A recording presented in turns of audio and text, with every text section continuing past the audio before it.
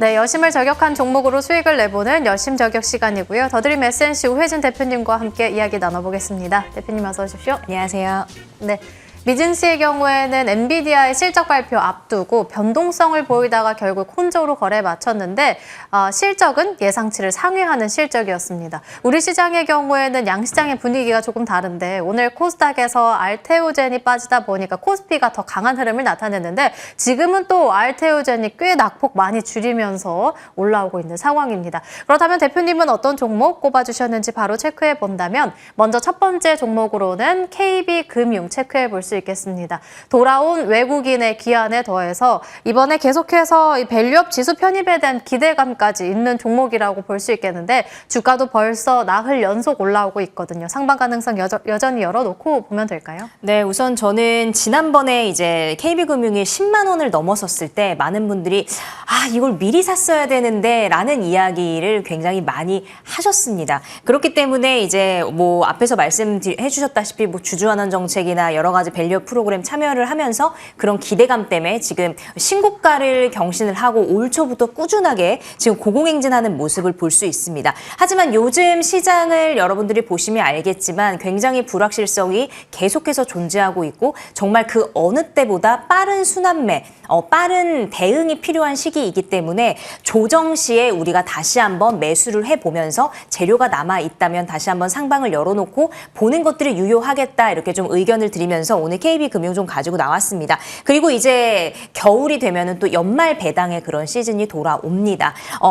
그 시즌 배당 바로 직전에 우리가 또 종목을 매수를 하게 되면은 아무래도 그 배당락 이후에 대한 그 주가 빠짐에 대한 그런 우려가 있기 때문에 사실은 앞으로의 성장성이 남아있는 종목이라면 사실 미리미리 조금이라도 낮은 가격에 좀 공략을 해보는 게 더 유효할 것이다라고 말씀을 드리면서 KB금융에 대해서 오늘 다시 한번 좀 오후장에 공략을 해보자 이야기를 좀 드리도록 하겠습니다. 자, 그리고 이제 밸류업 지수 리밸런싱 이제 앞두고 있죠. 그렇기 때문에 이번에 이제 금융주에 대한 이야기 계속 나오면서 KB금융 어떨까에 대한 부분들 굉장히 지금 관심사로 떠오르고 있는데 우리가 한번 좀 기대해 보시면 좋을 것 같고요. 이제는 외국인들의 그런 수급이 부재한 상황 속에서도 이제 금융주를 계속해서 담고 있는 그런 모습들까지 우리가 좀 호재거리로 삼아볼 수 있을 것 같습니다. 그래서 KB금융 올 초에 비해서 정말 높은 구간에 있지만 사실은 이제는 가는 종목들 더욱더 고공행진하고 있고 재료가 남아있고 앞으로의 성장성이 좋다면 또 탄탄하다면 기업적으로 탄탄하다면 앞으로 더 상방을 열어놓고 보자 이렇게 말씀을 드리도록 하겠습니다. 오후장에 오늘 흐름들 계속 지켜보시면 좋을 것 같습니다. 가는 종목이 더 가는 이 시장 상황 속에서 KB금융을 10만 원 이전에 잡지 못했다면 여전히 매집할 수 있는 기회라고 말씀해 주신 만큼 오후장에도 기대해 볼 종목으로 저희가 KB금융 살펴보도록 하겠습니다. 그럼 두 번째 종목으로 넘어가 볼게요. 이번 두 번째 종목으로는 K푸드 관련해서 S&D 체크해 볼 수 있겠는데요. 한창 K푸드에 대한 기대감이 붐이 일었을 때는 정말 이 종목으로도 수익을 많이 냈었는데 최근 주가 흐름을 본다면 그렇게 좋지는 못했습니다. 계속해서 지지부진한 모습을 나타내고 있는데 이럴 때가 우리가 빠져나와야 할 구간인 건지 아니면 매집의 기회로 저희가 봐도 괜찮을까요? 네, 우선 저는 지금 이 시기가 그래도 우리가 좀 매수의 기회로 좀 포착을 해보자 좀 이렇게 의견을 가지고 오늘 이 종목 가지고 나왔습니다. 삼양식품의 고공행진과 함께 S&D도 따라서 지금 올라가는 흐름을 보였었는데 사실 주가의 흐름이 정말 비슷하게 흘러가고 있죠. 올 초부터 시작을 해가지고 이제 상반기까지 고점을 경신하고 그다음에 주가 흘러내리고 하지만 그래도 이게 3만 원, 뭐 한 2만 9천 원대까지는 내려갔었지만 이 3만 원 선을 계속해서 그래도 지지를 하고 그 밑으로 더 이상은 좀 빠지지 않는 그런 모습 보이고 있습니다. 사실은 지금 트럼프 트레이드에 대한 부분들 계속 좀 이야기가 나오고 있는데 지금 어떻게 보면은 잠시 조정의 시간, 잠시 쉬어가는 시간을 틈타서 식품주가 다시 한번 좀 올라오고 있거든요. 이번에 실적 발표도 그렇고 이제 불닭이 아예 이제 삼양식품이라는 그런 기업 브랜드라기보다는 불닭이 이 아예 브랜드화가 되면서 이제 매출 1조에 대한 부분까지도 좀 이야기가 나오면서 정말 역대급 K라면에 대한 K푸드에 대한 전체적인 그런 열풍을 계속해서 확대시키고 기대감을 가지고 있는 게 사실입니다. 그렇기 때문에 소스를 공급하는 S&D까지도 다시 한번 상방을 열어놓고 우리가 지켜보자라고 말씀을 드리겠고 지금 불확실성이 계속해서 시장 전체에서 흐른다고 말씀을 드렸는데 그래서 좀 종목을 선정하는 기준 자체가 아무래도 조금 너무나 고평가되어 있지 않은 그리고 좀 이 S&D 같은 경우도 다 이제 업종 대비해서 낮은 저평가되어 있는 그런 종목군으로 좀 보여지기 때문에 오늘 이 종목 가지고 나왔고요. 지금 구간에서 좀 짧은 박스권을 그리면서 움직이고 있는 이 구간에서 우리가 다시 한번 공략을 해보면서 전 고점까지의 시간 조금은 걸릴 수 있겠지만 그래도 우리가 지금 시장에서 나눠서 좀 분할 매수와 분할 매도로서 좀 수익을 챙겨갈 수 있는 구간이지 않을까 싶고요. 그래서 이제 앞으로 K푸드가 더욱더 좀 확대가 될 부분들 또 이제 삼양식품 같은 경우는 밀양 공장에 대한 부분들 더욱더 좀 호재성으로 좀 소식이 나오고 있기 때문에 그에 따라서 S&D까지도 같이 좀 수혜를 볼 가능성이 크다라고 말씀을 드리도록 하겠습니다. 오늘도 2% 빠지고 있는데 지금 시기에 좀 빠질 때 다시 한번 좀 분할 매수 관점으로 접근하신다면 여러분들도 수익을 좀 챙겨가실 수 있을 거다 이렇게 의견 드리도록 하겠습니다. 주가를 놓고 봤을 때는 현재가 저평가 구간이기 때문에 어느 정도 시간이 걸리더라도 충분히 전고점에 대해서 뚫어낼 수 있을 거다. S&D 두 번째 종목으로 점검 도와주셨고요. 마지막 종목으로 넘어가 보겠습니다. 이번엔 자율주행 관련한 퓨런티어 체크해 볼 수 있겠는데요. 주가는 나흘 연속 올라가면서 신고가 경신까지 나왔었고 그리고 오늘만 보더라도 낙폭을 정말 빠르게 줄이면서 바로 상승 전환이 나온 종목이기도 한데 전고점이었던 3만 원 무난하게 다시금 뛰어 넘어갈 수 있을까요? 네, 우선은 지금 계속해서 좀 상승 추세로 올라탄 이 종목, 이제 목표 주가에 대한 부분들, 전고점에 대한 부분들 언제 갈 수 있을까? 사실 그거를 우리가 이야기를 하면은 우리가 정말 신이죠.